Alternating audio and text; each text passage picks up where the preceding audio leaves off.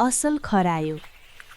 एउटा सुन्दर तलाउको नजिकै एउटा खरायो बस्थ्यो। त्यो खरायो साह्रै दयालु थियो। एक दिन चारा खोज्दै र आफ्नो घर बनाउने बेला माटो मुनि बहुमूल्य हिराका गहना भेटायो। उसलाई याद आयो कि नजिकै गाउँमा केही साह्रै गरिब मानिस बस्छन्। तिनीहरूलाई एक छाक खाना पनि मुस्किल पर्छ। त्यसैले यो सम्पत्ति बेचेर उनीहरूको उद्धार गर्छु सोच्यो। सहरमा गएर बेच्ने विचार गर्यो र गाउँलेलाई खबर गर्यो। जाडोमा लगाउने लुगा, केही महिनालाई पुग्ने अन्न र फल लिन आउनुहोस्। त्यो खबर गरिब मानिसहरूलाई पुर्यायो। उनीहरू आउनु अघि नै केही डाँकाले त्यो कुरा थाहा पाएर लुट्न आए। लुटेर लगे। त्यसपछि गाउँलेहरू पुगे।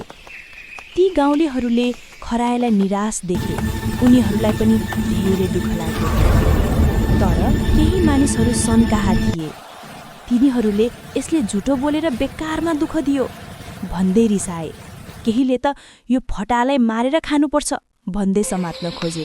बिचरो खरायो बल्ल तल्ल भाग्न सफल भयो। उसले डुलोबाट भन्यो, ए गाउँले दाजु, काकाहरू, मैले तपाईँहरूको भलाइ नै सोचेको थिएँ। तर तपाईँहरूले मलाई गलत बुझ्नुभयो। उल्टे मलाई मार्न खोज्नुभयो।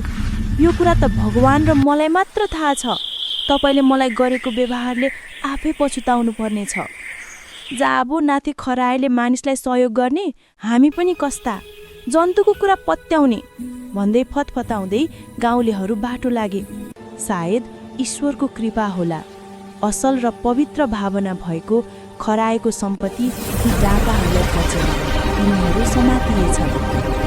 केही टाढा पुगेपछि बाटोमा प्रहरी र केही भद्र मानिसले दुईजना डाँकालाई बाँधेर हिराका गहना पनि बोकाएर त्यो खरायोको घरतिर आउँदै थिए।